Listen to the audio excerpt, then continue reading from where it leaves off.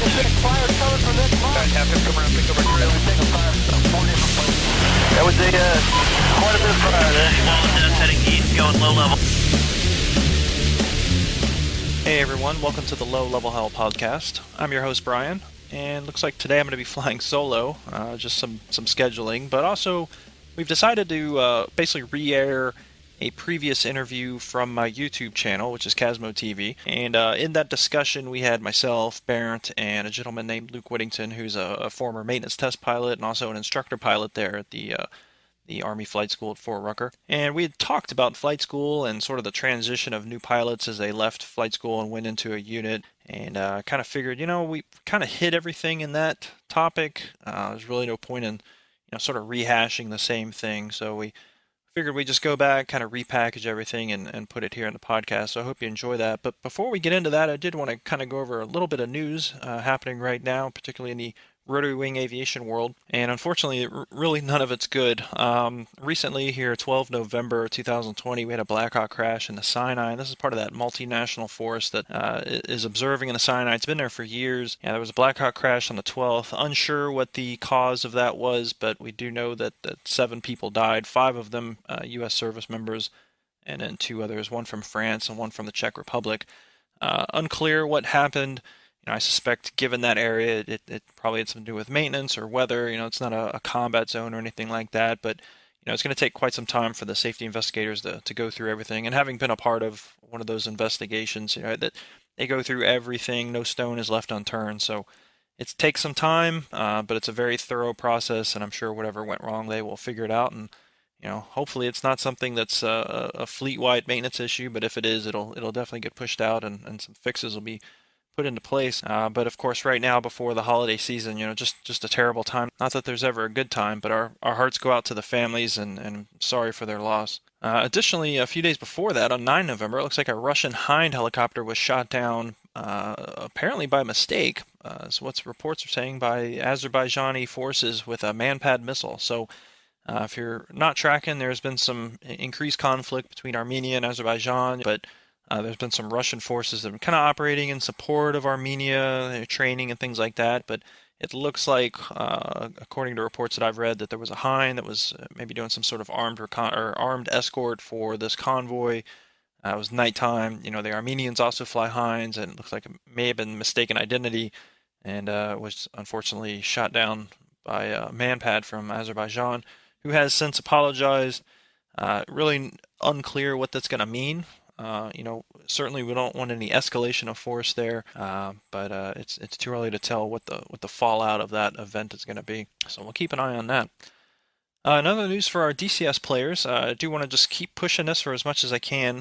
Franksgiving. So if you're part of my Low Level Hell Discord community, or have followed my YouTube channel, you'll know that we're conducting a large-scale multiplayer event for DCS. This is for our players to participate in a charity, be eligible for some prizes, and have a way to honor a great warrior and human being by the name of Frank Bonicati, who was killed in a training event on December 12th, 2011. His OH-58 was struck by another aircraft. It was nighttime. They were doing a training mission up in Fort Lewis, Washington, and unfortunately Frank and 3 other Army pilots were killed in that event. He left behind a wife and 3 kids, and back in 2016 his wife started something she called Franksgiving, and this was a charity love bomb, as she described it to me, where, she could just find places that needed money, whether it was a school, it could be an orphanage, it could be something to do with adopted children. Frank was a big fan of adoption, and supported that. So this year we're trying to raise some money to help out the Franksgiving event. And like I said, we do have some prizes, some DCS modules, a joystick from VKB. So if you're interested, take a look at our Discord, again, Low Level Hell, or you can send a note here to the Low Level Hell podcast at gmail.com and ask for information. Even if you just want to donate, be eligible for prizes, that's great.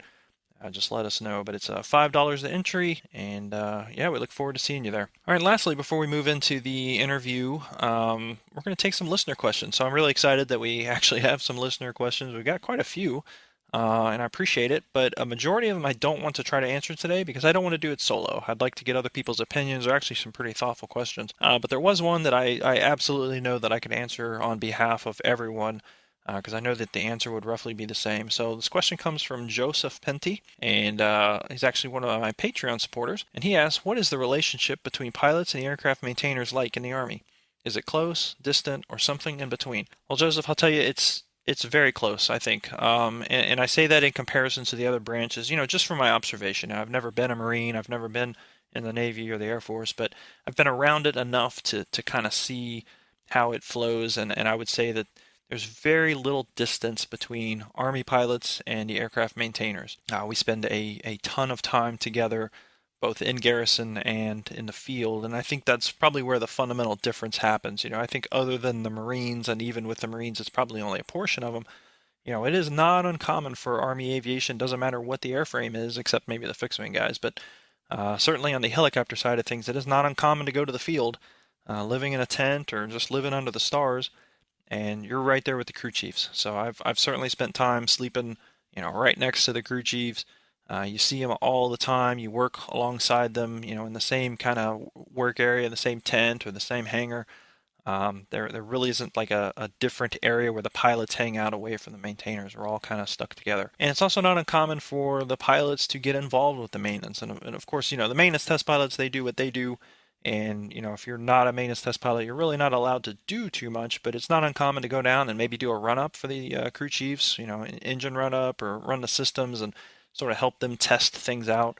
Particularly new guys, it's a good thing for the new guys to just kind of jump in the aircraft and get a little get comfortable with messing with some of the systems when you don't have Big Brother looking over your shoulder. But in other ways, we've also helped. I remember being a junior pilot doing quite a bit was actually washing the aircraft.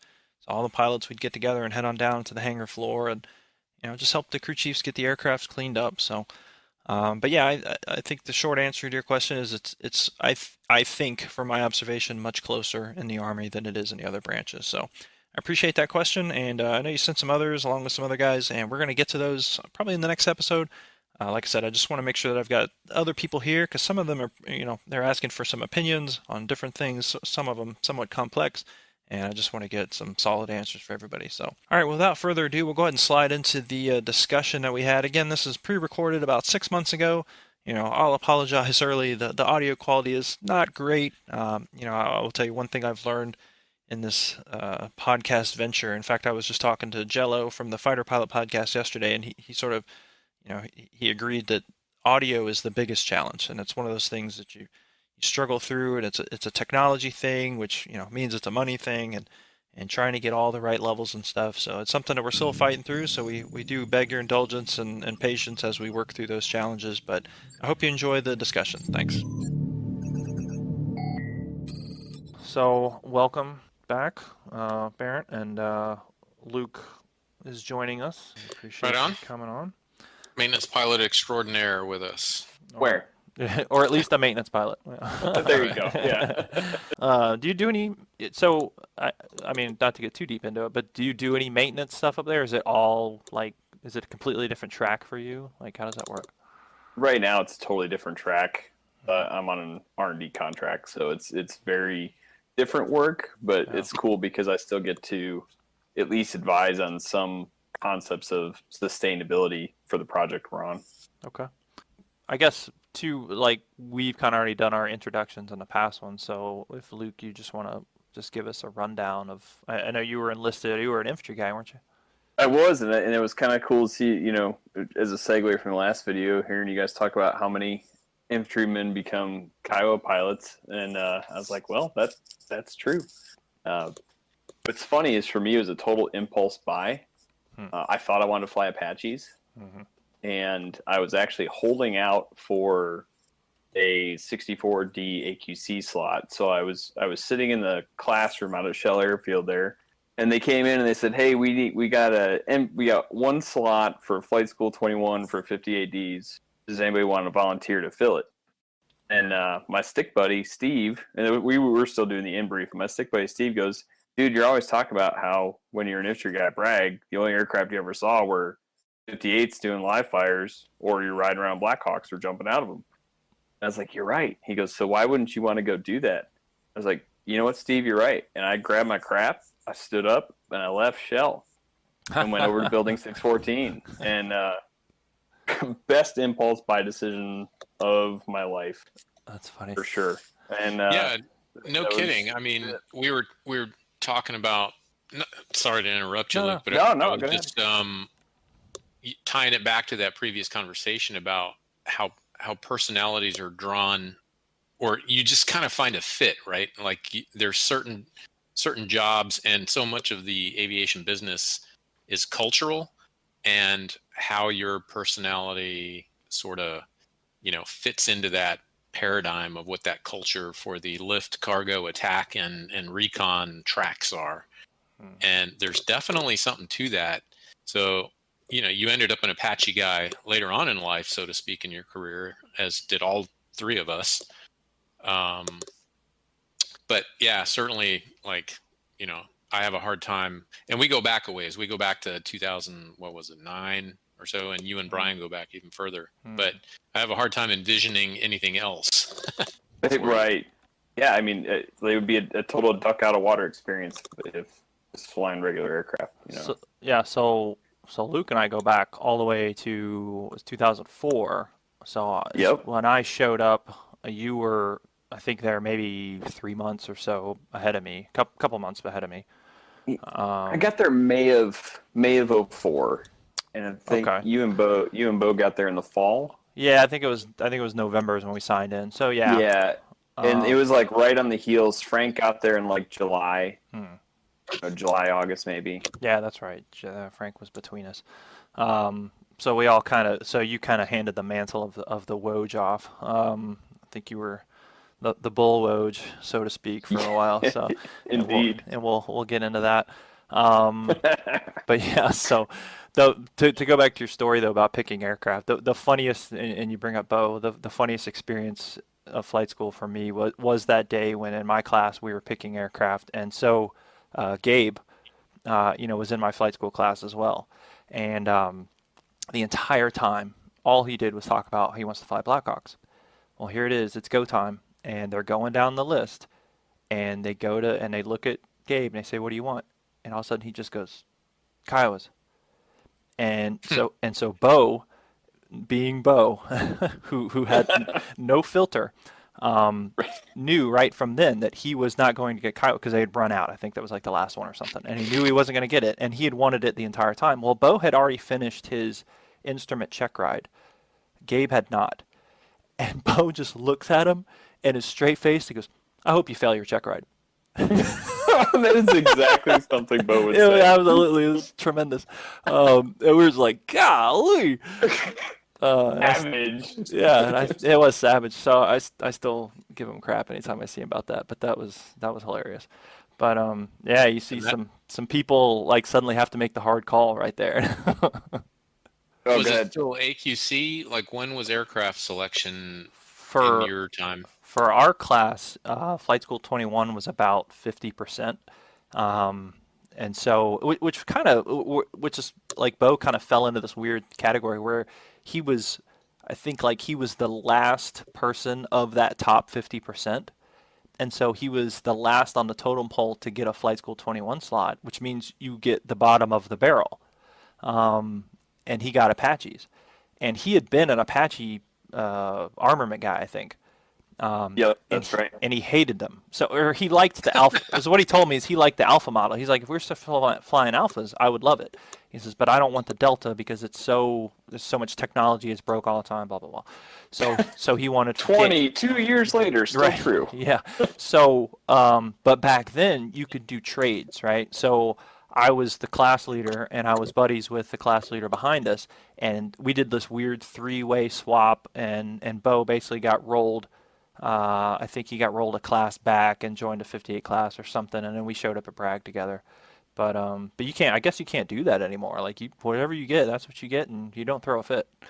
Well, they turned it into a whole production now, where they get the CG or the chief of staff down there. They do it at the O Club. They do this big presentation, and oh gosh, it's just become a big production, and very, very interesting how they're doing it. But all the flexibility on who gets what, it still needs the Army based.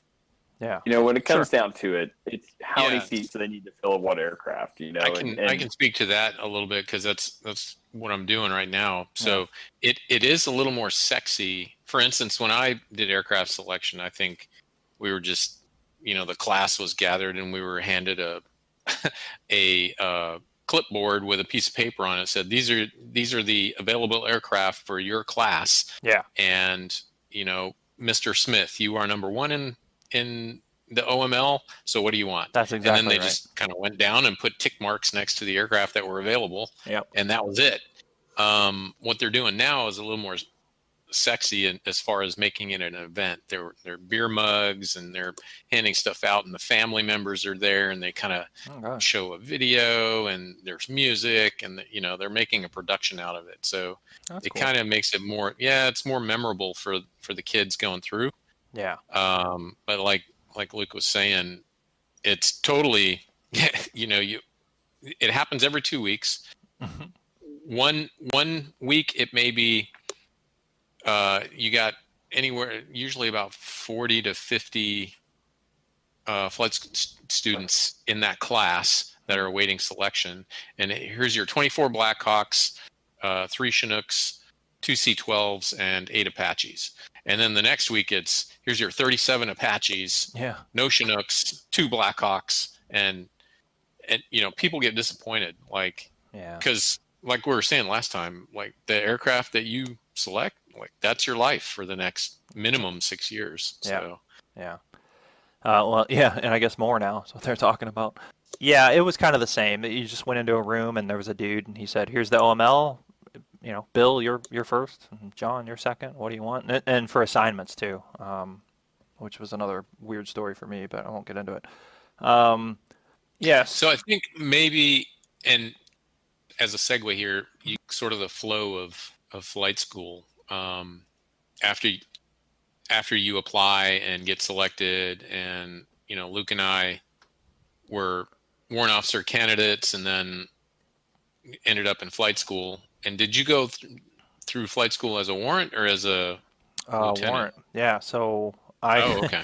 Yeah, I was a captain at Fort Knox and applied for a transition to aviation from armor and was not selected. And they told me, hey, you got a strong packet, you should try it again in the next one. And the next one was in 6 months. Well, I was getting ready to go to the career course, what was called the advanced course back then. And I just had the bug at that point. Like, I'd met these pilots just by chance. I'd met like these Apache guys at Fort Knox and talked to them and stuff. And one of them had suggested like, well, why don't you just go warrant? And I kind of laughed like, oh, why would I? That's insane. Why would I do that? And then when I didn't get picked up for the transition, I was like, well, maybe I'll look into that. So when I went to Rucker, I PCS there as a captain, and during the in-processing, basically walked into building 5700 as a captain one day and walked out as a W1, and I just walked down to flight school and said, I'm here for flight school, and they were like, who are you? And that's definitely because I wasn't it wasn't normal at all. And a class had just started, and they were like, well, we need you to wait 2 weeks, but we're just going to stick you in the next class that starts, which was kind of weird because there were dudes on hold for a really long time. But I guess by virtue of my previous rank, they just kind of ushered me to the front of the line for whatever reason. And then, of course, the first day they pull everybody in. They're like, okay, who here was an E6 or above? And like 6 people raise their hand. Okay, who was an E7 or above? A couple less people raise their hand. And they're like, who was an E8 or above? And like, I'm got my hand up, and they're like, what were you? I was like, a captain. And they're like, oh, you're the class leader. I was like, damn it. Yeah. But maybe worth explaining like the difference between. So what's a warrant officer? What is what we call RLOs, regular line officers? So the Army kind of has technical specialists, which are the warrant officers. And in aviation, what the warrant officers do is specialize in aviation throughout their entire careers. But there's also, there's service differences. The Navy and the Air Force either used to or still have, in very limited cases, some warrant officers, but not really. I think the Navy does, but the Air Force does not. Yeah. So pilot-wise, only commissioned officers is what they're called. In the Navy and the Air Force are pilots, whereas in the Army, a warrant officer, not to get too deep in the weeds, holds a warrant versus a commission, although we are commissioned later on, yada, yada, yada. The warrant officer's sole purpose in life, as far as the Army is concerned, is to remain a technical specialist within the particular warfighting system that they are experts in, whereas a commissioned officer is, colloquially speaking, I guess, more of a generalist, sets policy, performs management functions, and then moves on to other functions within the Army, whereas the warrant officer feasibly could spend an entire career in the cockpit, or that's the idea anyway. So that kind of explains the differences. So if you want to fly, you become a warrant officer. If you want to fly and do some management tasks or write policy or develop doctrine or do many other things throughout the service, you have those opportunities as a commissioned officer. That's only that's only scratching the surface, and it probably is more confusing to people that aren't familiar at all than just leaving it alone. Well, it's even confusing when you look at the width and breadth of the Army and a warrant officer, because in every other field in the Army, you have warrant officers who, almost, I think it's a requirement that they were a non-commissioned officer. Generally no less than an E6. So, right, and so they're kind of the old man of wisdom, or woman of wisdom and knowledge in their particular field. A warrant officer in aviation could be straight off the block, enlisted to be a warrant, went to basic, went to warrant officer candidate school, and now is a pilot. And so you kind of see that dichotomy when you have what we call walking warrants in a line unit. I remember one in particular, I had a W1 that worked for me when I was in a aviation support battalion, and she was a supply specialist and very good at her job, but very used to being important as a W1.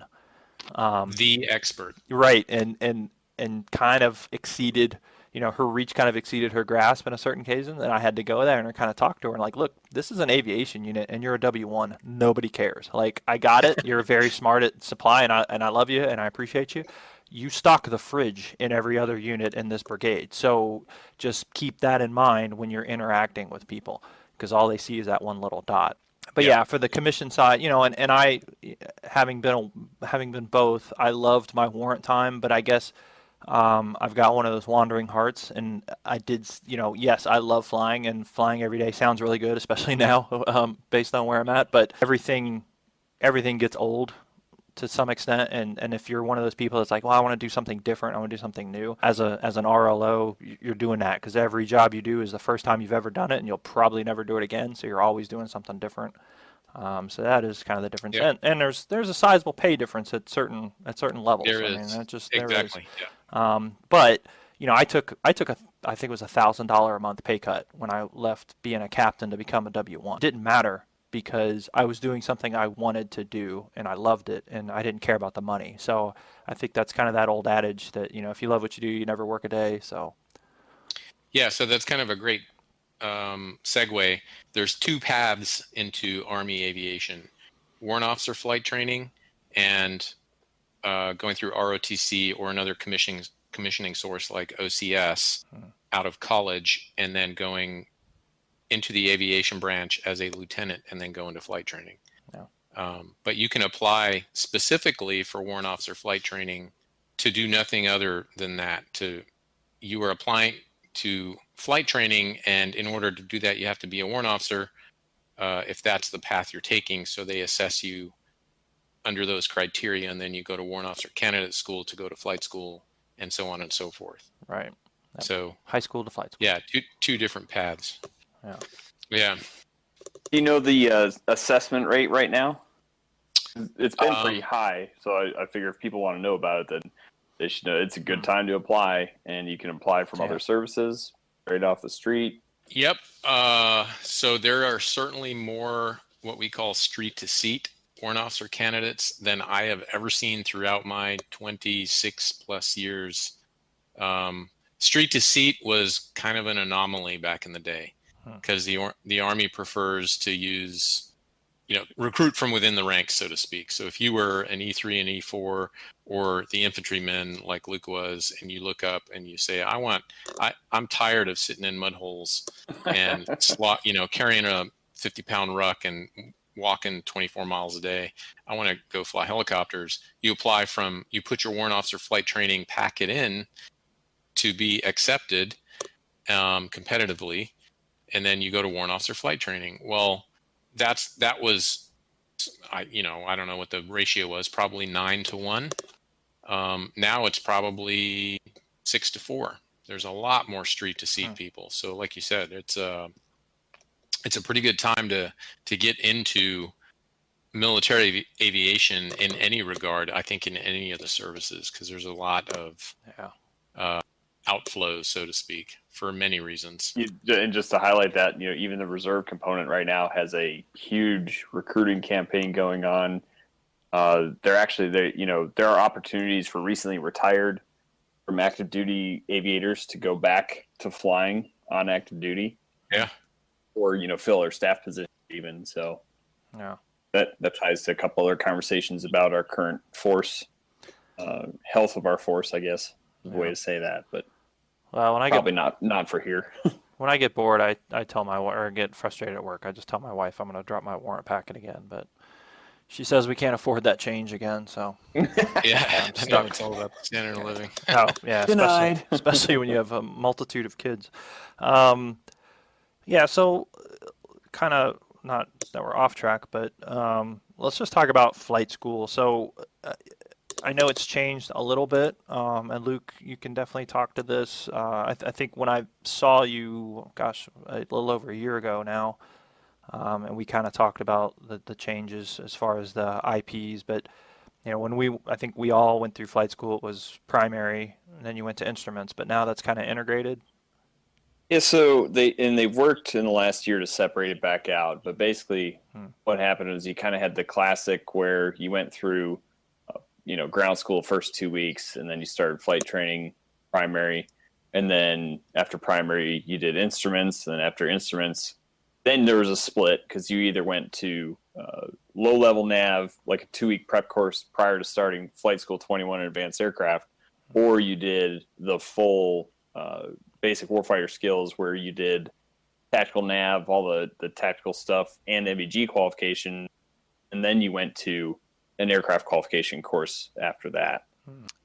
So yeah, so flight school, in the beginning you're just learning how to fly a helicopter, obviously, which I remember the most shocking part of primary for me was, I think it was like day 2, and the IP says, well, tomorrow when you guys come in, we're gonna do autos, and like we hadn't hovered yet or anything, and I was almost in tears. I was scared. I was like, are you serious? Like, I don't even know how to land yet.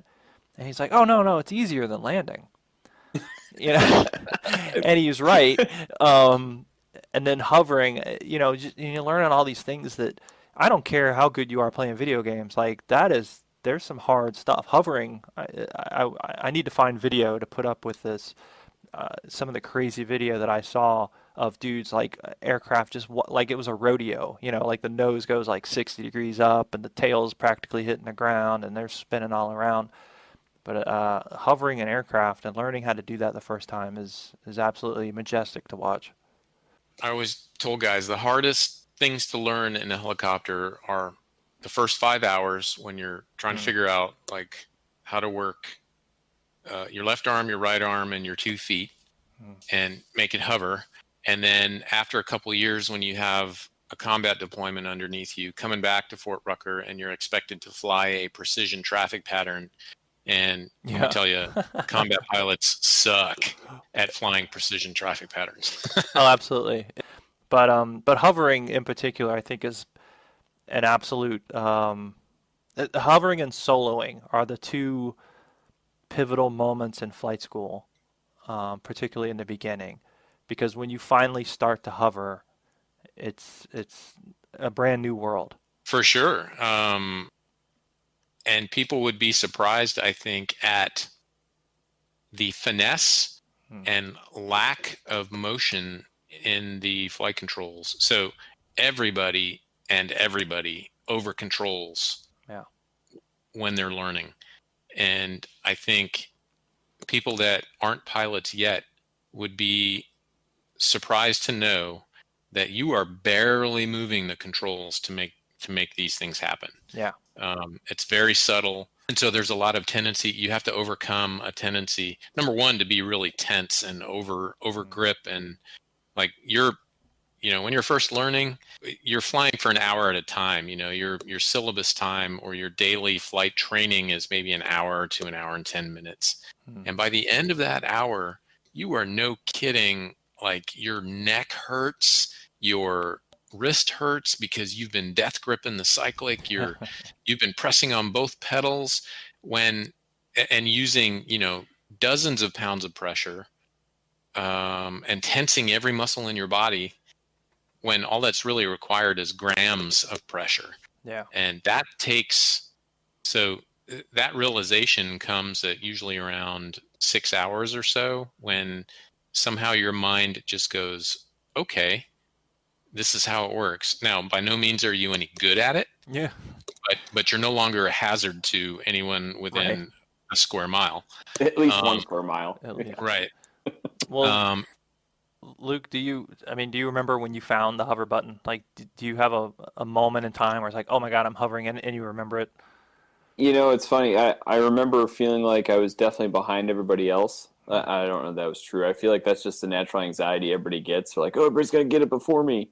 Yeah. What's weird is, heading control came real quick. Doing some pretty sweet pendulums out at the stage field, but my nose stayed pointed at the right spot.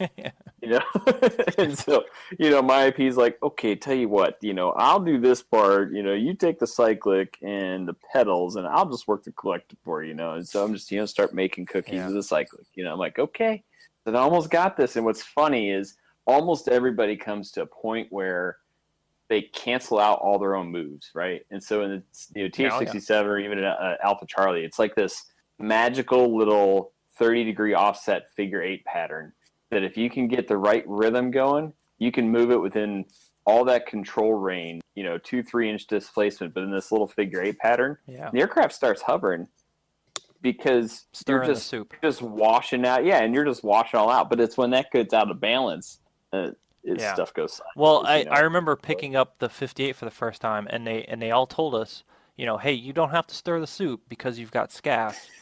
And I remember picking it up, and just it's muscle memory. You're gonna do it, and the IP just throwing his hands up in the air to make sure that everyone watching knows that he is not the dude flying. And that is a classic maneuver that I would still do flying 64s. I would throw my hands up when the other guy was doing something. Like, nope, ain't me.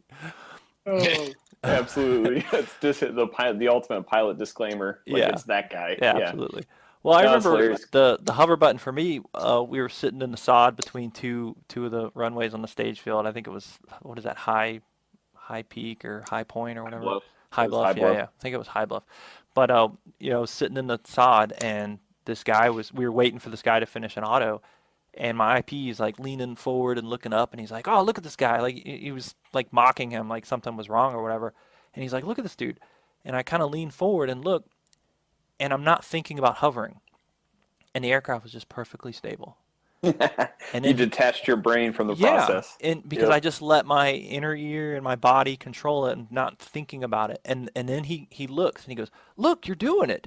And the moment he said that, all of a sudden we're riding the Bronco again. It was like Bambi on ice. Yeah, absolutely. Yeah, and all those guys they have umpteen thousands of hours. So back then you probably still had some Vietnam holdovers. Absolutely. If they're not some still around, they've been still flying some there. Yeah, they've been flying forever. I remember, like you were saying, Brian, like your first few forays at the stage field, and you're actually, transitioning from learning how to hover to doing traffic patterns and then autos and et cetera. But there was a point, like prior to my stage 1 check ride, the IP said, all right, go out and we're going to start with a auto from altitude, and then we'll do a low level auto, then a low level low airspeed, blah, blah, blah. And so we climbed up into the pattern, got to 1,000 feet, 90 knots. And I entered, was in auto rotation, and I looked over to my left. And so this guy, his name was Tiny. I don't remember who he was, but he was a ginormous guy, of course, with that nickname. Yeah.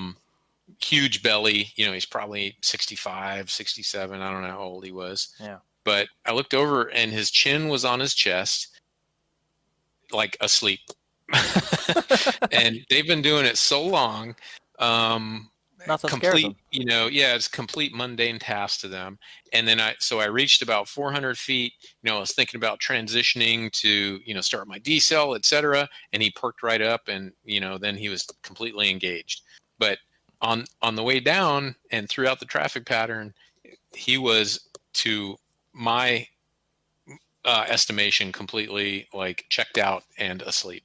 Yeah. I mean, these are dudes who've seen it all. I'll never forget my primary instructor. I love him to death, Bob Gilbert. It's crazy that I can remember that dude's name, and I've met so many people since then. I just can't. But and they were just so cool, and you could not. They were completely unflappable. I remember the first time he did the simulated engine failure while we were in the pattern, and I guess the way he said it put me at ease. Like, I thought he was just talking about it. I didn't realize that what he was telling me was that he was simulating an engine failure. And so he rolls off the throttle, and I did nothing, and I continued to do nothing, and I didn't understand what was happening. And he's like, you gonna do something? And later he told me, he's like, I could practically count the rotor blades passing by, because the rotor was getting so low. But you could not shake these dudes. I mean, because they've seen it all. I mean, they've as bad as Luke thinks he was, there's a dude 20 times worse, and that guy's flown with that guy 50 times. So you can't shake him. Nope. And Yeah, then that's Luke, crazy. and then you fast forward 20 years, and then Luke's one of those guys, and I can only imagine some of the things you've seen. Yeah, it was entertaining for sure. I really enjoyed it. Yeah, I bet. All right, so one of the things I guess has kind of gone away, and you guys would know this better than me, is we had some sort of traditions and rites of passage. I guess there's a new one now, the rites of passage, as far as the aircraft selection. We talked about that, but in our day we had the hats. We had the colored hats that everyone wore. I guess that's not a thing. I guess that went away a while ago. We're actually looking to bring that back. So nice. There's a lot of research. Yeah, that's one of the goals that Cause has. So we're looking into it, and we want to bring it back. It's just a matter of finding the funding. How do we do it, etc. Sure, but yeah. I would expect it to happen. And you got to do it right. I mean, there were people that would exploit, like anything that's quote unquote cool. It can be exploited, but you had your hats, and then you got your solo wings when you soloed, and I think you soloed around 17-ish hours. I think is when I soloed. Maybe Sounds sooner. about right. Yeah. Yep. And even that, I mean, it's not a true solo. At least it wasn't back then, because you had your stick buddy with you. I mean, neither of you knew what you were doing, so I guess it's still a solo, but you didn't have an IP on board. That's right. Yeah. But you got your solo wings, and you'd sew them onto your hat, and then this was another thing, the solo cycle. Yeah. So that was around when I went through in '97, and I guess it was still around in 04, 05 when you guys went through. So it actually it would have ended, been 06, 07. No, so my class was the first class where they didn't have the solo cycle. It went away with, I think. Wow. Yeah. In fact, the hats, now that I think about it, the hats went away when I was there. Wow. Is that right? There was something, because I basically told the guys to throw their solo wings on because we were about to stop wearing the hats, and I was like, just put your solo wings on, because at least you'll get to wear them for a couple of days. I can't remember, it's been so long. But yeah, but the solo cycle was this contraption would ride. Was it like the junior guy in the class would ride it, and everyone would squirt him with water guns or something? Well, the last guy to solo. Last guy. That's what it was. Yep. Last guy to solo. And it was this weird little bicycle with a rotor on it and stuff, and that would be cool if that could come back. But yeah, and there was sort of a gauntlet you had to run, at least when I went through. So, your whole class was out there, and so it was like the whole company. I mean, it was like anybody who was available. Everybody's out there. Yeah. Yep. And everybody had a beverage of some sort, or flour, or whatever, something to throw at the unlucky person that was the last one to be put up for their solo ride. And then you had to run that gauntlet on the bike and get doused in, in beer and whatever else, and flour and you made it through and it was a good time, and there's probably a party afterwards. Yeah. But yeah, those traditions are, they kind of come and go, but definitely times have changed, and those sorts of things are Sure. fewer and far between. And that's one of the things like that drew me to aviation. I remember, being around Air Force units growing up and seeing kind of the way that they would do things. Luke, I don't think you went down to Shaw. No, because this is when I was in Alpha. But when we flew down to Shaw Air Force Base and lined up some training, it was after the 09-10 deployment. Yeah, I did Um, not get to do that because you guys went down and tried out the EW range. no, it wasn't the EW. We were doing something with JTACs. Oh, I Um, thought you did the EW range. no, no, we went down there and did some. Well, funny story. So we were flying around the box and we saw these, or the box. I'm talking local here. We're flying around at Bragg and we see these dudes riding around on four wheelers. And one of my guys, he's like, "Hey, I'm just gonna land and just talk to these dudes and see if they're doing something and maybe we can do something, because we're bored."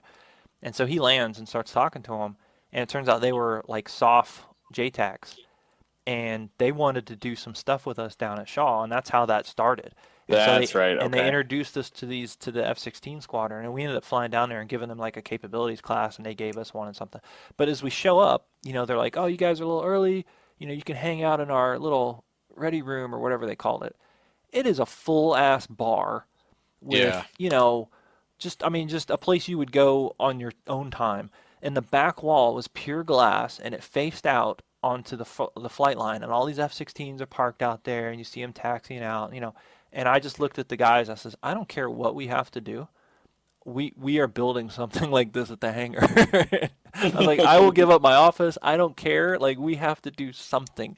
And so I think, when you talk about aviation culture and things, some of the other branches, they do some pretty cool stuff. And, I think the optics change and different branches look at things differently. But, yeah, Solo Cycle is one of those that I kind of wish we'd bring back. Yeah, certainly the Air Force revolves around its pilots, right? Sure. Yeah, I mean, so that's what they're they do. they're the ones that are put up on the pedestal so they can kind of. Yeah. Kind of going back to flight school. So, it is an interesting time. It is hard work. It is long hours. I remember, going to bed at 10, 11 o'clock at night, getting up at 3 o'clock in the morning, making it to flight line, flying all morning, doing classes in the afternoon. I mean, as you got through the course, it got a little bit better, got a little bit easier. But primary was an absolute just ball buster. And I think by the time, especially in the 5864 track, there was only so much classroom work that could be done. So you got to a point where you didn't have class anymore, you just had flying. And that was true when I went back for the 64 course as well. But um, Yeah, weather days affect that as well. So sure, yeah, you have academics in conjunction with Flightline when your course starts regardless. So yeah, you have a split schedule, AM and PM, either Flightline to academics, or you have AM academics and PM Flightline. hmm But if And you that have weather days and you have to scrub, a few days, then your academics continues on because you go to class every day regardless. But yeah, you may or may not get to fly when you show up to the flight line. yeah, So eventually you run out of the programmed academics, and then all you have left is flight line trying to finish up your flying, your mandated flying hours or programmed flying hours for the course. yeah, And you could be 2 weeks over schedule, which means you finished academics a month ago. yeah. So, And which is when kind of nice because then you only have a half day of showing up to, Oh you yeah, know, and I mean when you're in the 64 course because it's so long, and the 58 one I think was almost just as long. I think it it was was like a a two week weeks. shorter. Yeah, it was Yeah. like a week or two. Um, there's only so much academics you can really do, and so by the time you're done there, you've probably been out of class for a couple weeks at least. I don't know how it is for the 60s and 47s because that's a much shorter course. I want to say the 60 course is only like 6 weeks, something like that. Yeah. I think it's 6 weeks and a few days, Yeah, where the Apache and Kiowa was like 17, 18 weeks. 13 Oh, weeks. was it 13? Okay. Yeah. It was harder when I went, so. um, so then, yeah, you finish up flight school, and of course now, well, I guess they do SEER on the beginning of it, which I think is Yep. a good choice. You had SEER, you had some other courses, so I mean, you're there for a really long time. I mean, that is a long experience. I think I was there a year and 2 weeks, but we weren't doing SEER when I went through, and probably the same for you guys. Or you're doing like C or B, like start a Yeah, fire. I did C or B, eat a rabbit, smoke Yeah. a chicken. Yeah. We actually ate a couple snakes. That was fun. Ugh. Don't talk to me about snakes. There was a snake crawling my neighbor's front door today. I saw your post, Well, no, man. there I was was another dying. one. There was Oh, you another gotta be one kidding me. There today. must be a nest. There's probably a nest in his door jam. Yeah, or it's like the other snake's girlfriend looking for him or something. I don't know, but it was climbing the wall, and I was sitting there drinking my coffee, and I was like, this is too much. Like, what am I doing here? Yeah, I gotta go. Like I told my wife, like if that happened to my house, we just have to burn down the house. Like we just lost all our stuff. That's unfortunate. So anyway, so finish up flight school. Let's just kind of talk about what happens next. Particularly for warrant officers, because this is a shared experience of being the new guy, which is the WOJ. So who wants to talk about the WOJ? Well, so the WOJ, that stands for Warrant Officer Junior Grade, otherwise officially W01, Warrant Officer First Class. You go to your first duty assignment and show up as the new guy, and your learning really starts. So you finish flight school. It's not like you show up at a unit ready to be a mission pilot. You have a whole nother probably 3-4 months of training to go through to work through a progression period where they take you from flight school knowledge to this is how we do business here at this installation and in this unit, and progress you through readiness levels from flight school proficiency and then you learn your what we call mission tasks, but how to fight the aircraft. And then eventually you end up probably 6 months later signed off and no longer having to fly with instructor pilots, but you start flying with just the other guys in the unit. And then your true learning begins. Well, because in flight school, you really don't do any team, you don't do any formation. You do a very tiny bit of formation flying. It's almost It's like introductory, yeah. right? It's like, and it just happens to be like, oh, that guy's going the same way we are. We'll call him and link up. And so you're not really doing tactics at a team level. When I went through, and Luke, maybe they were doing this when you were there too. At the end of the 58 course, did you do a big like mission with your class? No, but you know what's funny is we did our end of course AAR, and that was one of our things. Was like, we go out, we shoot rockets, shoot 50 cal out at the range. Yeah. Why isn't there like a deliberate attack kind of culminating mission at the end of this? What would it take to do that? And I guess out of that, it had been mentioned a couple other times, but that's when they started doing the end of class mission was to fly down to Eglin and do a live Hellfire shoot. So what they did in my class was we didn't shoot anything. We actually went north. I don't remember where we went, but we did this big 6-ship mission. It was really 3 teams of 2. And I think they made me the AMC for one, and then they did another iteration. But you went out there and you had to kind of manage. So all the students sat left seat, the IPs flew right seat, and it was just putting you through the motions of controlling the site and talking on a radio and coordinating, and you had to, quote unquote, call for fire and stuff. And then the Hellfire shoot. The only time I saw any Hellfire shooting, and funny enough, my wife actually got to fly in a Kiowa during the Hellfire shoot, and they flew a bunch of Apaches and Kiowas down, and she worked for the newspaper on post, and they sent her down to do a story on it, and she flew with one of my IPs in a 58, and they flew on the wing of a 64 so she could take pictures and stuff, which was really cool. And and apparently something went wrong with the Hellfire because like it went off the rail and just hit the ground right in front of them. And she doesn't know the difference, and she like explained it, and I'm like, I don't think that was supposed to happen. Like that's not right. Yeah. You guys are going down this rabbit hole of like, oh, the future, blah blah. I want to talk about Woj stocking the fridge. Yeah. I don't even know. 6 months at the unit. Well, it's not.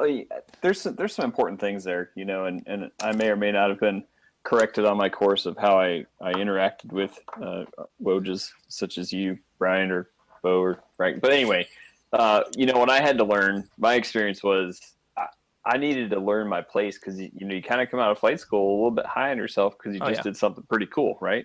Yep. But one thing on that same line of thinking, as far as showing up and being a Woj, it's one of those things where you hate it while it's going on, Yeah. Regardless of how much somebody decides to make your life hell or not, it's just a sucky period, right? But it's so necessary. You're really kind of reforging yourself. And what I love about the warrant officer community is everybody comes from such a diverse background. Yeah. That everybody has something to offer. One or two pilots that were not good pilots at all happen to be really talented carpenters Yeah. and just built crap for us downrange. You know what I mean? Like there's examples of that all over where they still contribute to the team, Yeah. even though they kind of need to be, brought alongside everybody. And I feel like we started to lose a couple things. One, we didn't have time between deployments and op tempo to really focus on that all the time. Yeah. So it's one of those things you just kind of hand down from, you were the Woj, now the next guy's the Woj, you're in charge of the Woj. And it just it's a cycle. And it just keeps trickling down. Yeah.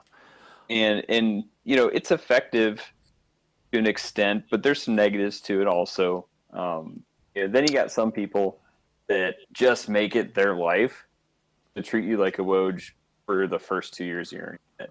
Yeah. I don't have time for those people. Yeah, that's maturity and, an inferiority complex and a lot of different things. So Lots of different things, absolutely. That crushing the new guy thing, there's a leadership aspect there too. And like you said, there's a developmental process through that. But, you saw it in flight school with certain IPs that couldn't understand that they're mentors and teachers, not just power holders. They wore their IP-ness on their shoulders, so to speak, right? And took no they didn't hesitate to make you feel stupid if given the opportunity, which is not the point at all. IP-ness is now a doctrinal term, by the way. Right. Yeah, I get credit for it. Well, so for the Woj, just for someone who doesn't know, so the Woj, we're talking about responsibilities. It's kind of akin to, you see it in movies and stuff. The new guy on the cop squad or the fire department, the probie. You'll hear that term a lot in kind of TV shows and stuff. But it's the same concept. So you're the guy who you have rookie status. Yeah, you're a rookie. Regardless of where you came from, which I caught all kinds of hell. I don't know what you're talking about. Based solely on my background, having nothing to do with me, Luke. No, I mean it wasn't your fault, but you do know who I'm talking about when I say some of these things because you went through it too. But yeah, there was a tearing down, but it's also a chance for you to show that you're a team player. And we've all had the experience of the guy that wasn't that dude, who didn't step up to the plate. But it is somewhat demeaning, but on purpose and demeaning is probably a strong word. It's demeaning if you think it's demeaning. Like if you really think so much of yourself that you can't bring yourself to make coffee for everybody, or you can't sweep up at the end of the day. If you're seeking opportunity to be the victim, it's the perfect situation for you. But if you're looking for, if you can demonstrate your character with a little bit of sacrifice and what you're willing to contribute to the team, that respect and value is going to be returned back to you tenfold. Yeah, and then it's just a matter of having fun with it. I loved being a Woj. Like once I got used to it, I absolutely I loved being the fridge guy, mainly because I could just leave work and you guys didn't know because I would be like, oh, I'm going shopping, and I wasn't shopping, but you should have been studying your -10. That's what you're supposed to be doing. Well, yeah, but I wasn't. So and you didn't know that. But then you see some funny things too that come out of it. Like I'll never forget taking the trash out one day to the dumpster, and I heard this weird sound off in the distance from the Blackhawk battalion next door, and I look over, and there's a dude in like a brown coat or like a cloak with a hood on it, and a lightsaber toy, and there's like 50 people circling this dude like in a crescent shape, and they're shooting a paintball gun at him, and he's trying to block these paintballs with the lightsaber. And I was like, that's their Woj, I guarantee it. He's just made RL1 or something, but he'd have those funny things. It's a rite of passage, and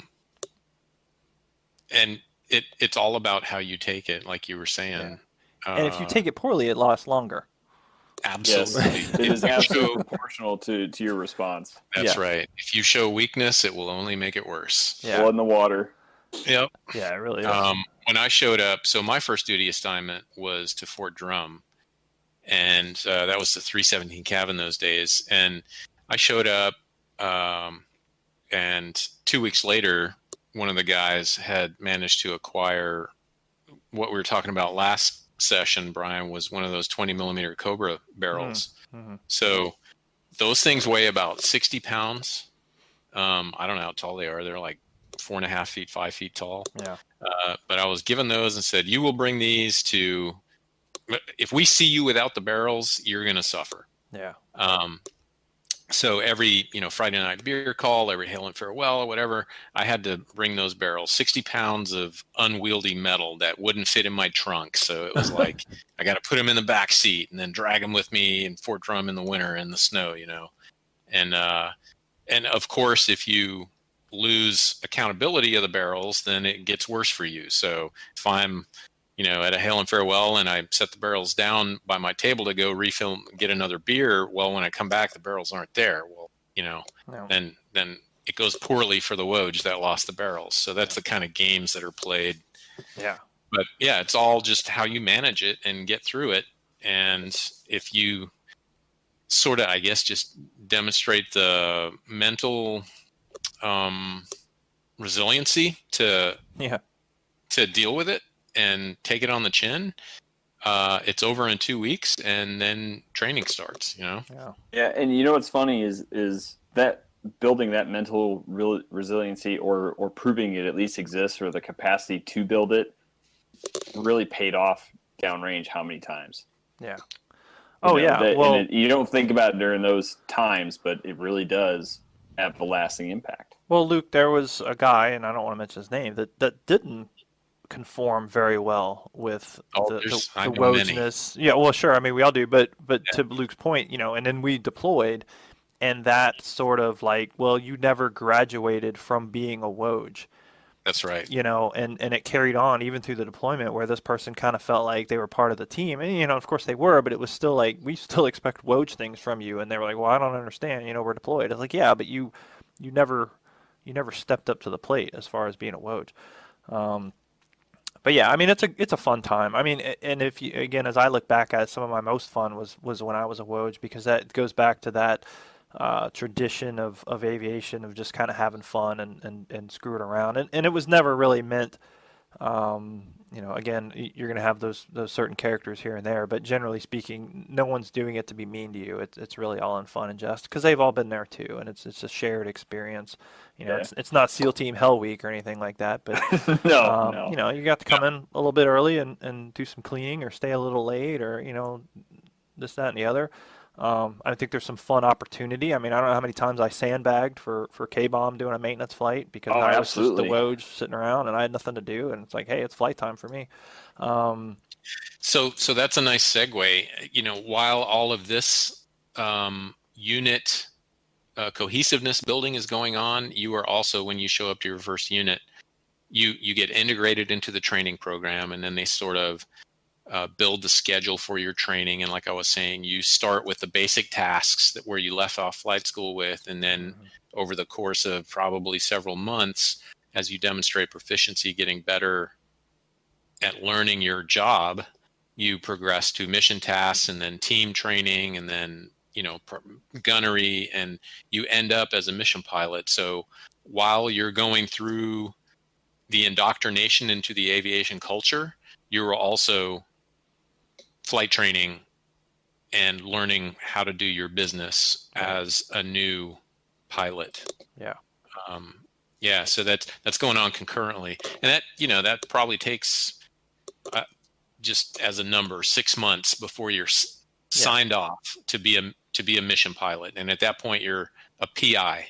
So the progression is PI, which is pilot, and then after a couple of years, you make pilot in command, and then you start thinking about what you want to do with your career, whether you want to go instructing or maintenance or safety or tactics. And you eventually, as a warrant officer, you end up in one of those track courses, and then you go to another unit and you're by that time you're a senior W2 or W3, and you specialize in one of those tracks. Yeah. And So so that's kind of the tracks. That's 3 years in a nutshell. Yeah. So the tracks, and that's probably a good. I mean, we've got 3 tracks here because I was a TAC Ops guy. Obviously, you're an IP, Barrett, and then Luke, you're a maintenance guy, and we're all safety officers. You know, I mean, that's That's what my safety dot says on Yeah. my. Oh wait, I yeah. retired. So I've always said, we're all safety officers. Just some of us are tracked that way, but yeah. So IPs, it's kind of obvious what they do. Instructor pilots, kind of keeper of the standard. Maintenance pilots, They're the best. right? The first among equals, as I used to say, That's right. as a TAC Ops guy. All the power, none of the responsibility.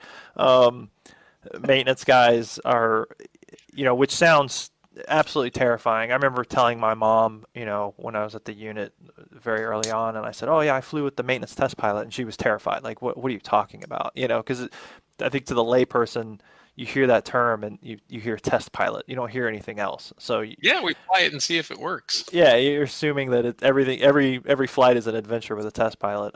It's a crew chief validation exercise. Yeah, it's. I remember. I think the first one was like, "Oh, we got to make sure this compass swings properly." I was like, "Oh, okay." But maintenance But then when test. you're doing an auto after a main rotor head replacement, it's a different ballgame. Oh yeah, I've had to do things in Iraq in Apaches that we're flying from one base to another. It's an hour plus flight, and we're like, "Oh, we're gonna do this thing while we're doing it." Like, oh my god, okay. But yeah, the maintenance test pilots, are obviously working hand in hand with the crew chiefs and the avionics guys and stuff. But you're the guy who's making sure that once it's all put back together, you're the one taking it out there and testing it out. The certification authority, so to speak. Yeah. Yeah, actually, the return to service or airworthiness authority for the commander, and that's definitely. I loved it. I'm big into maintenance. Love the maintenance world. Yeah. Love the maintenance team. Hate to see people doing it wrong or with no heart. That just drives me crazy. Yeah. I mean, it's a thankless job. But it is. Yeah, I was just about to say that is probably the most work intensive. Oh yeah. And if the maintenance guy isn't doing it right, then you don't fight. So yeah, the unit feels it. Critical. Yeah.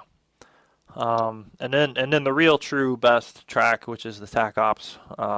I know that's world renowned. I don't think it identifies as TAC Ops anymore. No, they got some back. weird name, and I've heard they're going to bring it back, which they need to. Yeah, it changed its binary gender. Yeah, it doesn't identify as TAC Ops. It's now what is it? Aviation Mission Survival something. It's like AMSO, which sounds way too much like safety to me. And safety officer, yeah, because So I refuse to use the term. I'm a TAC Ops guy by trade, but. And TAC Ops is the black sheep, if no one can tell, the black sheep of the tracks. Some would say it's not even really a track, but then I'd always point to safety and say, well, if they are, then we certainly are. But the TAC Ops guy is really the EW guy, the mission planning, survivability. So he's the nerd who knows, well, the SA6 can track blah blah blah. It's not for everyone. It's technical, not like maintenance technical, but geek computer type stuff. In fact, I think that's how Bo and I really became the TAC Ops guys. We didn't have any in the troop, but you guys knew computers. We knew amps, right? I mean, and of course, Bo, I mean, he's a computer, human computer, but we both knew amps pretty well. Bot. Yeah, and so we actually tracked before we even made PC, just because they needed to fill the slots, but. Well, you could do that then. Yeah, you can't even do that now. Yeah, you can't do that anymore. You could do that then. Yeah, it was waiverable. You had to have a waiver. But we did that just in preparation for the deployment. I enjoyed TAC Ops. I think I learned a lot. I had a good time with it. I think it goes hand in hand with being an IP, and I know they had talked about kind of merging them. Not really merging, but I think their goal was to be a TAC Ops guy, then also get IPC, the instructor pilot course, and then kind of be like an RL 2 to 1 trainer. Right. Whereas, regular IPs were kind of working the RL3 type stuff. Obviously that's parochialism gets in the way of that, I think, in some cases as well. But no, I love TAC Ops. I think it was great. It was fun, good fun. It's yeah, kind of the progression. We started this whole half hour talking about what to expect when you first get to the unit, and Yeah. I think that ties a bow in it pretty well. So your first assignment is where you're working towards making pilot in command. That's really the goal and the expectation. Yep. And every unit treats it a little bit differently, and so the culture is treated a little bit differently too. Between lift, cargo, attack, and recon. Throughout my years, I've noticed some differences in how the seniors within a community / culture treat their juniors and how they develop their aviators. They approach it differently and think about it differently. Speaking to our experience, I think our collective experience, and then it varies from person to person on who happens to be in charge, at the time. But the approach from our 58 community perspective in general is to, number one, you're expected to know your job and to make pilot in command, which is in contrast to some other airframes where I have sort of noticed over the years that it's almost dangled as a carrot, like you have to prove to us that you're worthy of being a PC. Right. Yeah, I think some communities see making pilot command differently than others. Though I think that has changed some. I know the Apache community, it appeared from the outside, and now that I've gotten in it, I've heard that confirmed, that making PC as an Apache guy was the sort of rite of passage, and it was difficult. It was very seat dependent. Like, well, you're a front seat guy, or you're a day PC only. Whereas our community, I think, was very unique. That we didn't do that. I mean, it was either you're a PC or you're not, and it's both seats. It's night, it's day. Like, I don't think I've ever seen anybody who was a day only PC. Exactly, and that's kind of where I was going. Yeah. It's like my philosophy and perspective was, when you're signed off RO1, you're competent. Right. Like, you're going to be flying with Peter PC, looking at crew mix and all the other aspects of how we approached putting a crew together. But yeah. Now the caveat, I guess you could say, to that is, in the 58 world, of course, the other side of that is I can reach all of your controls. So smack your hand and that's right. Worst case scenario, I can do your job for you enough to get us home. Obviously, in a 64, I mean, if something happens, you can't talk to the other guy, or it's very difficult. So I can understand it a little bit, in that community, but it has changed quite a bit. And to be fair, a far more complex aircraft than 58. Just the systems in it. Yeah. Yeah, but I think making pilot command is, like I described to people, because as an RLO, making PC is a big deal, because you go from being a commodity, you become a commodity that people want, versus you're a burden. Exactly, you're a burden, and you go to being a commodity. I remember when coming back to the squadron after the crew course, and now I'm an RLO and I'm working up at staff, and I could barely get anyone to fly me, and I got JD to get me going, and I said, I'm going to be a quick up, man, just get me flying. And he got me signed off quick, and then I made PC pretty quick after that, and suddenly the phone was ringing. Suddenly people needed me on the flight schedule, but I was begging and borrowing to get on the flight schedule before that. So once you make PC, you meet your value added to the unit, I guess you could say. For sure. Yeah. Because you can do it all, basically. So yeah, you can fill any kind of role at the basic mission level. Yeah, totally. The last thing that I think that people who aren't in the aviation community should understand, and it goes back to the Woj stuff, is ball busting. There's a lot of it that goes on, and it doesn't just have to be Woj's. I mean, even you today were busting me on YouTube for the video, and like, oh, you didn't do you didn't do this and that, and that's very typical and very standard. In fact, a commercial came on the TV today, and it was like a YouTube commercial, and it showed this person flying a Cessna, and it was like, learn to fly.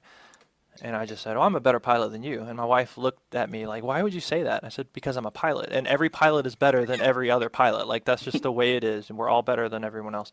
But we bust each other out, constantly, and most of it's good-natured and for fun, and every now and then it's not. But that's part of the life, and I think that goes back to that. Why do we do Woj type stuff? Because let's be honest, like RLOs, lieutenants, they go through their own rite of passage for being a Woj. They're not really a Woj, but I mean, Luke, you remember Stewie? I mean, you remember his desk, Yep. the little tiny like side table that we gave him with a Oh, monitor and no and Lieutenant computer. Watts too. Remember the little play school desk that somebody brought in for Lieutenant Yeah, Watts? yeah, exactly. So I mean, they go through this too.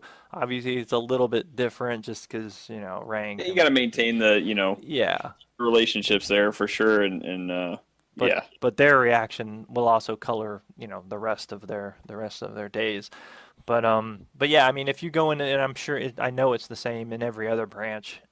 You got to be ready to take a little, but you got to be able to give a little too, and that's just part of the culture and part of the lifestyle. And I love it. I mean, I think that's the fun part, because at the end of the day, it is always really meant to be good natured. It becomes the stuff you remember the longest. Oh, absolutely. We could fill hours telling stories about, Absolutely. this happened this one time to this guy because he did X. Yeah.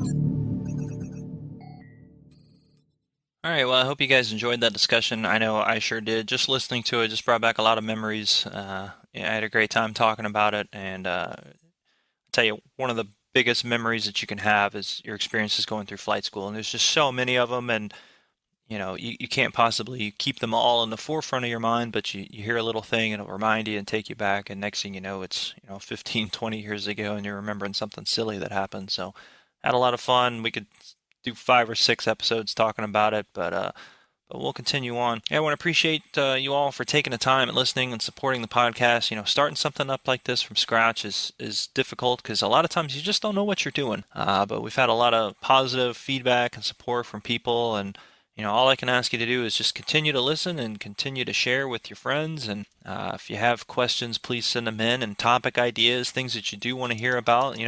It's hard just kind of shooting in the dark trying to figure out, well, what do people want to hear about. So if you've got some ideas, we certainly look forward to hearing them.